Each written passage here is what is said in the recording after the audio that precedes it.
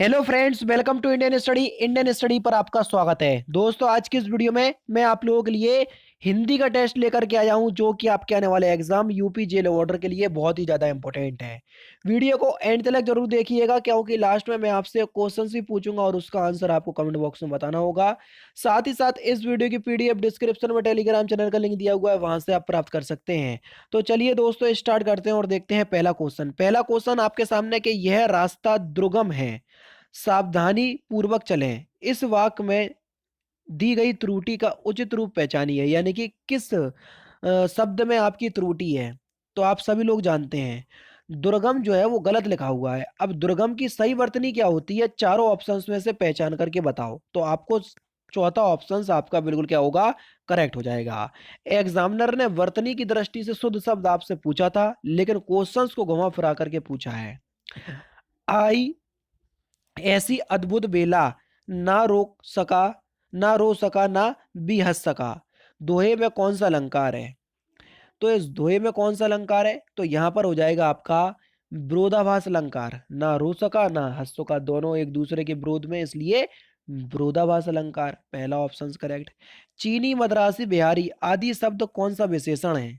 चीनी हो गया, मद्रासी हो गया, बिहारी हो गया, ये सभी जो शब्द है ना, ये स्थान बोधक हैं। क्या है? स्थान बोधक। क्यों? क्योंकि चीन में चीनी भाषा, मद्रास में मद्रासी, इस तरीके से बिहार में बिहारी। ठीक है, तो ये स्थान बोधक शब्द हैं। नेक्स्ट क्वेश्चन, राम राज्य में भी प्रजा दुखी थी। दिए गए वाक्य में रेखांकित शब्द का बहुवचन बताइए कि प्रजा का बहुवचन क्या होगा। तो प्रजा का जो बहुवचन शब्द होगा वो क्या होगा? प्रजाजन। यानी कि इस क्वेश्चन का दूसरा ऑप्शन बिल्कुल करेक्ट हो जाएगा। आधा तीतर आधा बटेर, इस मुहावरे का सही अर्थ क्या है? जल्दी बताइए। आधा तीतर आधा बटेर, इस मुहावरे का सही अर्थ क्या है? तो बच्चों, इस मुहावरे का सही अर्थ है बेमेल चीजों का मिश्रण। चौथा ऑप्शन बिल्कुल करेक्ट। मधुशाला के रचयिता कौन है? जल्दी बताओ, मधुशाला के रचयिता कौन है? तो आपका जो सही आंसर हो जाएगा वह हो जाएगा हरिवंश राय बच्चन। चौथा ऑप्शन बिल्कुल करेक्ट हो जाएगा, क्योंकि बहुत सिंपल है और आपको पता भी होना चाहिए, और ये क्वेश्चंस जो है लगभग आपसे पूछा भी जाता है। हरिवंश राय बच्चन जो है वो मधुशाला, मधु कलश, ये सभी इन्हीं की रचना है। ठीक है, मधुबाला भी इन्हीं की रचना है। मधुबाला, मधुशाला, मधु कलश, ये तीनों। ठीक है। सजना है मुझे सजना के लिए मैं किस प्रकार का अलंकार है? आपको बता चुका हूं कम से कम 50 बार। जब भी यमक अलंकार का उदाहरण आया तो ये उदाहरण मैंने आप लोगों को खुद से बताया। जब भी एक शब्द की आवृत्ति 2 बार आए और वहां पर दोनों शब्द के अर्थ जो है वो अलग अलग निकले, तो वहां पर यमक अलंकार होता है। तो यहाँ पर भी आपका यमक अलंकार होगा। पहला ऑप्शन करेक्ट। आने वाला क्षण लाल नजर आता है, रेखांश शब्द का वचन पहचानिए पहचानिए। क्षण का जो वचन है वो कैसा वचन है? तो क्षण जो है ये शब्द की दृष्टि से एक वचन शब्द है। चौथा ऑप्शन करेक्ट। सुबह में चिड़िया चहचहाने लगती हैं, वाक्य में प्रयुक्त काल पहचानिए। सुबह में जो चिड़िया हैं वो चहचहाने लगती हैं, इस वाक्य में कौन सा काल है? तो यहाँ पर सही आंसर हो जाएगा सामान्य वर्तमान काल। पहला ही ऑप्शन, सॉरी दूसरा ऑप्शन बिल्कुल करेक्ट हो जाएगा। सुयस का पर्यायवाची शब्द क्या है? सुयस का हमको पर्यायवाची शब्द बताना है कि सुयस का पर्यायवाची शब्द क्या है। तो अगर हम सुयस के पर्यायवाची शब्द की बात करें तो वह है आपका सुकीर्ति, यानी कि दूसरा ऑप्शन बिल्कुल करेक्ट हो जाएगा। सुयस का पर्यायवाची शब्द है सुकीर्ति, दूसरा ऑप्शन बिल्कुल करेक्ट होगा। दिए गए शब्द विकल्पों में चीर शब्द का समानार्थी शब्द क्या होगा? जल्दी बताओ। चीर शब्द का समानार्थी, इंपॉर्टेंट क्वेश्चन है। तो चीर शब्द का समानार्थी शब्द हो जाएगा वस्त्र, दूसरा ऑप्शन करेक्ट। समाचार का बहुवचन दिए गए विकल्पों में से कौन सा है? जल्दी बताओ, समाचार का बहुवचन बताना है। तो आपका जो सही आंसर हो जाएगा वह क्या हो जाएगा? समाचार का बहुवचन समाचार ही होगा। जैसे प्राण का बहुवचन प्राण, बाल, हस्ताक्षर, ये सभी बहुवचन शब्द हैं। ठीक है, तो यहाँ पर पहला ही ऑप्शन बिल्कुल करेक्ट हो जाएगा। नेक्स्ट क्वेश्चन, अतिवृष्टि का विलोम शब्द क्या हो जाएगा? Important question. अतिवृष्टि का विलोम शब्द क्या हो जाएगा? तो अतिवृष्टि का जो विलोम शब्द होता है वो होता है आपका अनावृष्टि। क्या होता है? अनावृष्टि। पहला ऑप्शन करेक्ट। दिए गए विकल्पों में से शुद्ध वाक्य का चयन कीजिए। जल्दी बताओ कौन सा वाक्य जो है वो शुद्ध वाक्य है। Important question. Question number 52। मेरा नाम मोहन है, पहला ही दूसरा ऑप्शन जो है वो आपका बिल्कुल क्या हो जाएगा? करेक्ट हो जाएगा। नेक्स्ट क्वेश्चन, दिए गए विकल्पों में से तत्सम शब्द ज्येष्ठ का तद्भव शब्द क्या होगा? ज्येष्ठ का तद्भव क्या होगा? तो ज्येष्ठ का जो तद्भव हो जाएगा वह हो जाएगा बड़ा। तीसरा ऑप्शन बिल्कुल करेक्ट है। दिए गए विकल्पों में जंगल का समानार्थी शब्द क्या होगा? जंगल का समानार्थी शब्द, तो जंगल का समानार्थी शब्द हो जाएगा अरण्य। दूसरा ऑप्शन करेक्ट। सतसही के लेखक कौन है? जल्दी बताओ, सतसही के लेखक कौन है?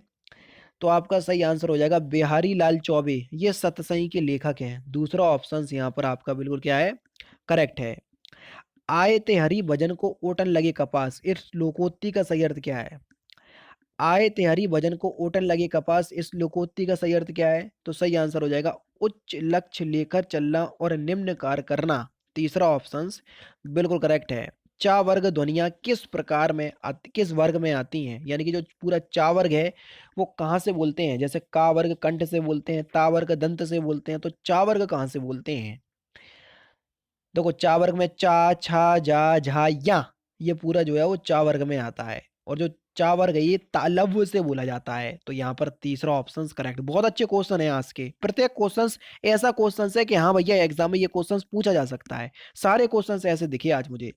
चारू चंद्र की चंचल किरणें खेल रही हैं जलथल में, दोहे में चा और ला की आवृत्ति हुई है, कौन सा अलंकार है? बताओ। देखो, है ना, मैं बोल रहा हूं कि आज के क्वेश्चंस अच्छे हैं। तो जब एक वर्ण की आवृत्ति बार बार आती है तो वहां पर अनुप्रास अलंकार होता है।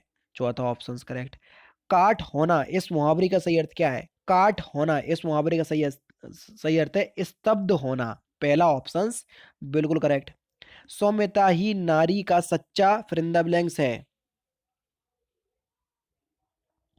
सौम्यता ही नारी का सच्चा श्रृंगार है। तीसरा ऑप्शन करेक्ट।